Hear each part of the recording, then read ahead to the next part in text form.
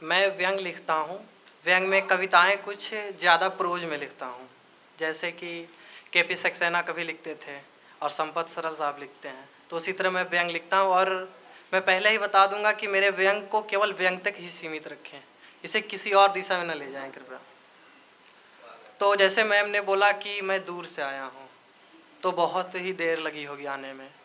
हाँ, देर तो लगी, लेकिन बुलेट ट्रेन आ जाएगा तो जल्दी आ जाएंगे।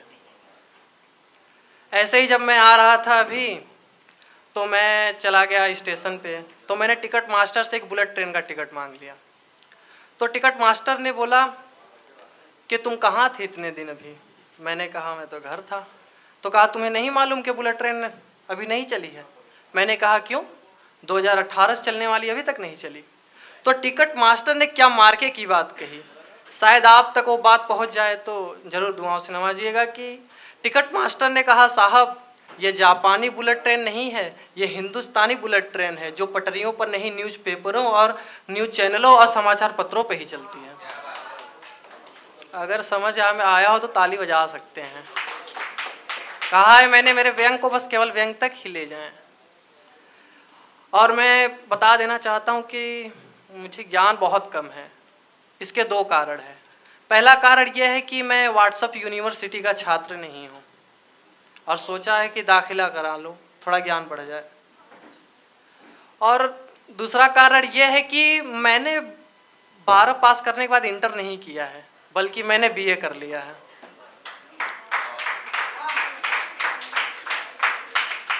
और इसलिए मैं वैकेंसी नहीं भरता हूँ। मुझे डर रहता है कि कहीं वैकेंसी में मैंने 12 के बाद बीए का डिग्री लगा दिया तो इंटर का डिग्री ना मांगने लगे और रिजेक्ट ना हो जाए। तो मैं एक 4 लाइन की कविता लिखूंगा, ऐसी घटना जो घटना सारी मानवता के लिए एक शर्म से ज़्यादा थी। वो घटना है मणिपुर की घटना। लोग कहते हैं भूल जाना चाहिए, पुरानी बातें हैं। आखिर कैसे भूल जाएं? वो किसी की बहन रही होंगी। जब हमारे बहन के साथ ऐसा होगा तो हमें समझ में आ जाएगा। तो 4 लाइनें ये थी कि शर्मसार हो जाओ तुम मानो, शर्मसार हो जाओ तुम मानो, शैतान हो जाओ तुम मानो, कैसे कैसे कीर्तिमान रच रहे हो, जिससे जने गए उसे ही नंगा कर रहे हो, जिससे जने गए उसे ही नंगा कर रहे हो। और 4 लाइनें देखें कि मैं किस प्रकार के लिखता हूँ कि एक नन्ही सी जान हूँ क्या जहान बन जाऊँ, एक नन्ही सी जान हूँ क्या जहान बन जाऊँ, जहाँ बिकता हो ईमान क्या वो दुकान बन जाऊँ, जहाँ बिकता हो ईमान क्या वो दुकान बन जाऊँ। तो वो यूं ही जुल्म करता रहे और मैं कुछ ना बोलूँ, तो वो यूं ही जुल्म करता रहे मैं कुछ ना बोलूँ, यानी उसके तलवे चाटू और महान बन जाऊँ, यानी उसके तलवे चाटू और महान बन जाऊँ। तो देखें कि मैं एक लघु कथा लिख के लाया हूँ गद्य में, जिसका शीर्षक है यूनिक राजा। तो इस पे आपके दुआओं का मुंतज़िर रहूँगा, क्योंकि मैं जानता हूँ कि ये शायरी की कविता के बज़्म है, यहाँ शायद ही चल रहा है, लेकिन बड़े बुजुर्ग हैं, उनका आशीर्वाद चाहूँगा कि। तो शुरू करता हूँ यूनिक राजा। 60,000 साल से भी अधिक पुराने इतिहास वाले राज्य को आज़ाद हुए 70 साल हो गए थे, जिसमें उसने कई राजाओं को देखा। उन्हीं राजाओं में एक ऐसा भी राजा हुआ जो यूनिक राजा कहलाया। राजा को यूनिक राजा इसलिए भी कहते थे क्योंकि वह झूठ भी इतने ईमानदारी से बोलता था कि प्रजा समझ जाती थी कि हमारा राजा यूनिक झूठ बोल रहा है, कि हमारा राजा यूनिक झूठ बोल रहा है। और फिर भी चुनाव होने पर यूनिक राजा ही जीतता था, क्योंकि वो यूनिक था। राजा के भक्तों का कहना था कि हमारा राज हमारे यूनिक राजा के शासन में आने पर आज़ाद हुआ है, इससे पहले हम गुलाम ही थे। यूं तो यूनिक राजा के कारनामे बहुत बड़े बड़े थे, किंतु विदेशी राज्यों की यात्रा करने के मामले में वो लॉर्ड ऑफ ट्रेवल्स अर्थात यात्राओं का भगवान बन चुका था। तालियां बजा सकते हैं थोड़ा। भक्तों ने तो ये इरादा किया है कि यूनिक राजा के मरने के बाद उनका मंदिर बनवाएं, जहां हर यात्री यात्रा करने से पहले उनके दर्शन करेगा। यूनिक राजा इसलिए भी यूनिक था कि वो इस राज्य के लोकतांत्रिक इतिहास का एक भी प्रेस कॉन्फ्रेंस न करने वाला इकलौता राजा था। बात समझ में आई हो तो बजाएं ताली, क्योंकि राजनेताओं के कहनों पे लोग ताली के बजाय थाली भी बजाए हैं, तो आप ताली बजाने में न कतराएं। मगर हाँ, उसके भक्तगण तथा राज्य के चाटुकार मीडिया बंधु उसका इंटरव्यू जरूर लिया करते थे, जिससे प्रेस कॉन्फ्रेंस की कमी पूरी हो जाती थी।